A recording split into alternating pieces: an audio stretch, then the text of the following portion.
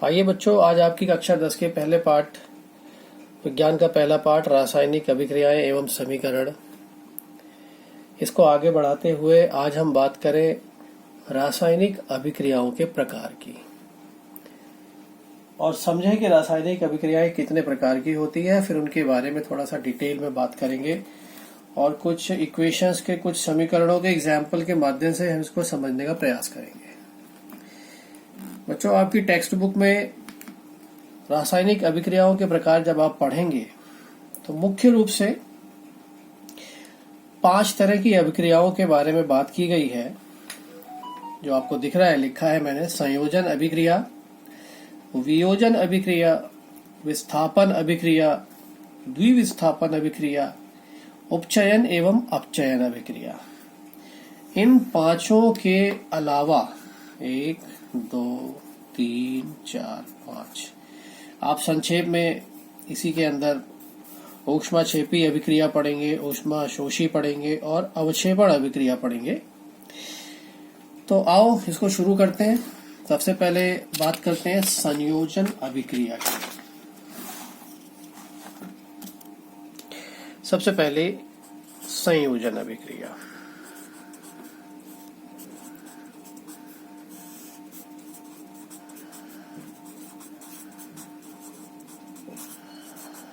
इसको समझना बिल्कुल भी मुश्किल नहीं है, इसका नाम ही अपने बारे में बता रहा है।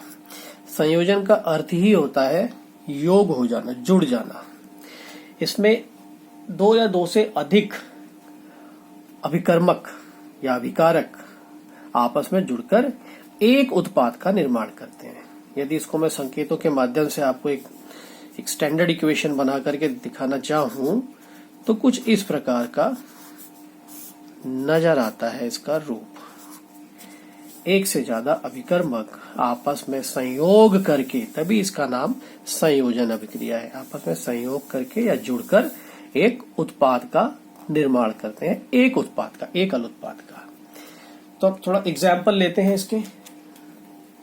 एक एग्जाम्पल है, बड़ा इजी एग्जाम्पल है, कैल्शियम ऑक्साइड। कैल्शियम ऑक्साइड भी कहते हैं इसको, और इसको बिन बुझा हुआ चूना भी कहा जाता है या चूना पत्थर भी कहा जाता है। कैल्शियम ऑक्साइड की अभिक्रिया यदि जल के साथ आप करें तो इस प्रकार से अभिक्रिया होती है। ये आपका कैल्शियम हाइड्रोक्साइड यानी CaOH होल ट्वाइस का निर्माण कर देता है। 2 अभिकर्मक आपस में मिलकर एकल उत्पाद का निर्माण कर देते हैं, इसलिए इसको हम संयोजन अभिक्रिया कहते हैं। एक और इससे भी सरल उदाहरण के माध्यम से आपको दिखाता हूं। कार्बन का जुड़ना ऑक्सीजन के साथ और बना देना कार्बन डाइऑक्साइड। मैं इनकी अवस्थाएं नहीं लिख रहा हूं इसमें। कार्बन इसमें सॉलिड स्टेट पे है यानी कि ठोस अवस्था में है, ऑक्सीजन इसमें गैसीय अवस्था में है, और ये भी कुछ इस प्रकार लिखा जाता है। मैं उस तरीके से नहीं लिख रहा हूं, आप समझ जाना। तो आप देख रहे हैं 2 अभिकर्मक एक उत्पाद का, एकल उत्पाद का निर्माण कर रहे हैं, इसलिए इसको हम संयोजन अभिक्रिया के नाम से जानते हैं। और एक एग्जांपल आपको बताते हैं, हाइड्रोजन की अभिक्रिया ऑक्सीजन के साथ और बन जाना H2O। और अभी ये आप देखेंगे तो आपको नजर आएगा कि ये बैलेंस नहीं है। चलो फटाफट बैलेंस भी कर देते हैं इसको। लगे हाथ आपको एक बैलेंस का कंसेप्ट भी दिख जाएगा सामने। ऑक्सीजन 2 है, ऑक्सीजन 1 है। इस ऑक्सीजन को इस ऑक्सीजन के बराबर करने के लिए इसको 2 करने की आवश्यकता है। यहाँ पे 2 लगा देंगे आप। जैसे आप 2 लगाएंगे, ये हाइड्रोजन भी 2 दूनी 4 हो जाएगा। अभिकर्मक की तरफ भी हाइड्रोजन को 4 करने के लिए आपको 2 लगाना पड़ेगा। ये बैलेंस हो गई। तो ये कुछ एग्जाम्पल आपको बताए हमने संयोजन अभिक्रिया के। वो अभिक्रिया जिसमें 2 या 2 से अधिक अभिकर्मक आपस में संयोग करके या मिलकर एकल उत्पाद का निर्माण करते हैं, उसको हम संयोजन अभिक्रिया कहते हैं।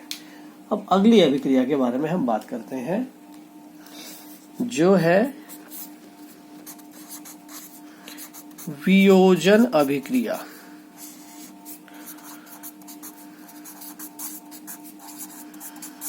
बच्चों, संयोजन अभिक्रिया की ठीक विपरीत नजर आती है वियोजन अभिक्रिया। वियोजन अभिक्रिया का मतलब वियोग हो जाना, अलग हो जाना, टूट जाना। और इसको अगर इसी प्रकार संकेतों के माध्यम से मैं दिखाऊं तो ये कुछ इस प्रकार दिखाया जा सकता है। अभिकर्मक टूट के B+C या D या E, 2 से अधिक उत्पादों का निर्माण आपके सामने ये कर देता है। और इसके कुछ एग्जाम्पल हम लेते हैं और समझने का प्रयास करते हैं। एक आपके टेक्स्ट बुक में एक एग्जाम्पल दिया हुआ है जिसमें कहा गया है कि एक हरे रंग का क्रिस्टल है और उसको आप टेस्ट ट्यूब में लेकर, एक परखनली में लेकर उसको आप गर्म करते हैं बर्नर पर, और फिर आपको जो प्रेक्षण देखने को मिलता है, आप कुछ इस प्रकार का रिएक्शन आपको देखने को मिलता है। FeSO4, मैंने इसको जानबूझ के हरे रंग से लिखा है ताकि आपको ध्यान रहे कि FeSO4 का रंग हरा होता है। ये रंगों का ध्यान रखना बहुत जरूरी है क्योंकि बोर्ड के एग्जाम में इसी प्रकार से कई बार सवाल पूछ लेता है कि यदि आपको कलर्स याद है तो एक आपको वो हिंट की तरह काम करेगा और आप उस प्रॉब्लम को सॉल्व कर पाएंगे। FeSO4 को यदि आप एक टेस्ट ट्यूब में लेके हीट करें तो कुछ इस प्रकार की अभिक्रिया आपको दिखाई देती है। Sulphur dioxide, sulphur trioxide. ये इक्वेशंस आपको याद होनी चाहिए बच्चों, किसी भी कीमत पर। याद नहीं होंगी तो काम नहीं बनेगा। अभी ये बैलेंस नहीं है, आप इसको बैलेंस कर सकते हो। सिर्फ यहाँ पे आपको 2 लगाना है, अब ये बैलेंस होगी। एक चीज इसमें रह गई, इसको ऊष्मा देनी पड़ती है। हमने कहा ना इसको बर्नर पर गर्म करना पड़ रहा है टेस्ट ट्यूब में रख के। तो आप देख रहे हैं एक ही अभिकर्मक था, वो टूटकर एक से ज्यादा टुकड़ों में बट गया और वियोजित हो गया, खंडित हो गया, अलग अलग हो गया। इसलिए इसको हम वियोजन अभिक्रिया के नाम से जानते हैं। ऐसा किस लिए होता है? ऐसा इसलिए हो पाता है FeSO4 के केस में स्पेशली, क्योंकि FeSO4 एक्चुअल में इसके अंदर क्रिस्टलन का जल होता है। क्रिस्टलन का जल के अणुओं की वो मात्रा होती है बच्चों जिसकी वजह से कोई भी एक पदार्थ, कंपाउंड या यौगिक स्वयं को क्रिस्टल के रूप में रख पाता है या बना पाता है। तो FeSO4 असल में FeSO4 का फॉर्मूला ये है। इसको लिख इस तरीके से दिया जाता है, लेकिन ये समझ में आने वाली बात है कि इसके अंदर पानी के 7 अणु छुपे हुए हैं। तो जब हम इसको ऊष्मा प्रदान करते हैं तो इसके अंदर से ये 7H2O गायब हो जाते हैं। जब गर्मी मिलेगी तो पानी तो गायब हो जाएगा और ये स्वयं को इस रूप में बदल लेता है। साथ में सल्फर डाइऑक्साइड और सल्फर ट्राइऑक्साइड गैसों का निर्माण करता है। कुछ एक आध और एग्जाम्पल लेते हैं। एक सरल सा एग्जाम्पल, ये पहला एग्जाम्पल। दूसरा, कैल्शियम कार्बोनेट। कैल्शियम कार्बोनेट को यदि आप ऊष्मा देते हैं यानी कि गर्म करते हैं तो ये आपको चूना पत्थर दे देगा और कार्बन डाइऑक्साइड दे देगा। चूना पत्थर जिसके बारे में हमने यहाँ बात करी थी। सीमेंट इंडस्ट्री में बहुत ज्यादा इसका महत्व होता है। तो ये भी आपके सामने वियोजन अभिक्रिया का एक उदाहरण। क्यों वियोजन अभिक्रिया का? क्योंकि यह भी CaCO3 2 पदार्थों में वियोजित हो गया ऊष्मा प्रदान करने पर। तो इस प्रकार की अभिक्रियाओं को हम वियोजन अभिक्रिया के नाम से जानते हैं। एक एग्जाम्पल और ले लेते हैं हम।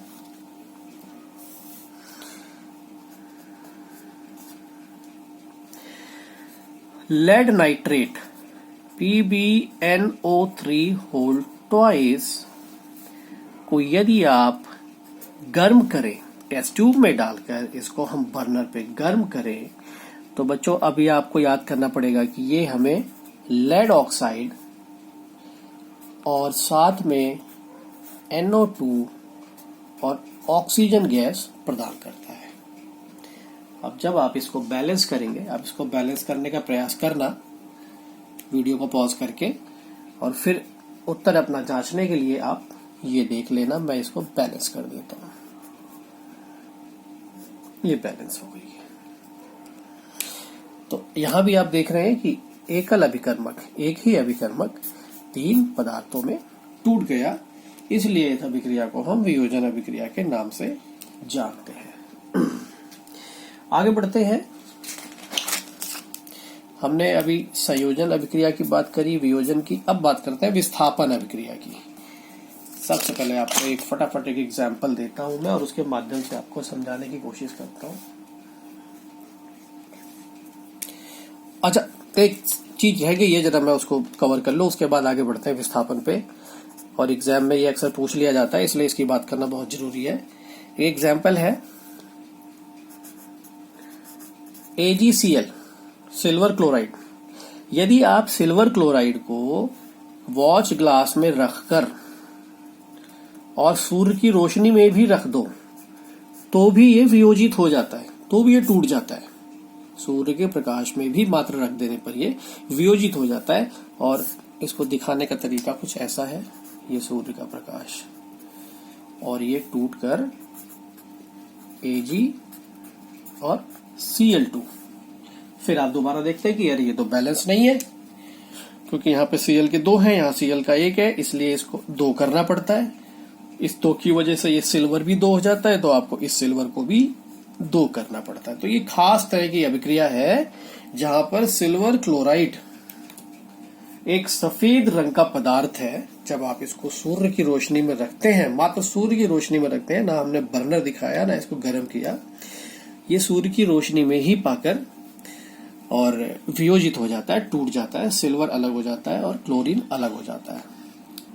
ऐसा ही सिल्वर क्लोराइड के साथ भी होता है, सिल्वर ब्रोमाइड के साथ भी होता है, AgBr। ये भी सूर्य की रोशनी पाकर सिल्वर और ब्रोमीन वियोजित हो जाते हैं, और ये भी एक वियोजन अभिक्रिया का उदाहरण आपको दिखाई पड़ता है। तो कई बार ये बोर्ड के एग्जाम में पूछ लिया जाता है, कुछ X और Y करके कुछ सवाल आते हैं, बच्चे काफी घबराते हैं भी इन सवालों से। यदि आप प्रैक्टिस करेंगे तो आपको घबराने की कोई जरूरत नहीं होगी। वो इस तरीके से पूछ लेता है कि एक सफेद रंग का पदार्थ X, जिसको सूर्य की रोशनी में रखने पर वो वियोजित हो जाता है और क्लोरीन गैस का निर्माण करता है, और ये पदार्थ X श्याम श्वेत फोटोग्राफी में काम आता है। X Y को पहचानिए और समीकरण को लिखिए।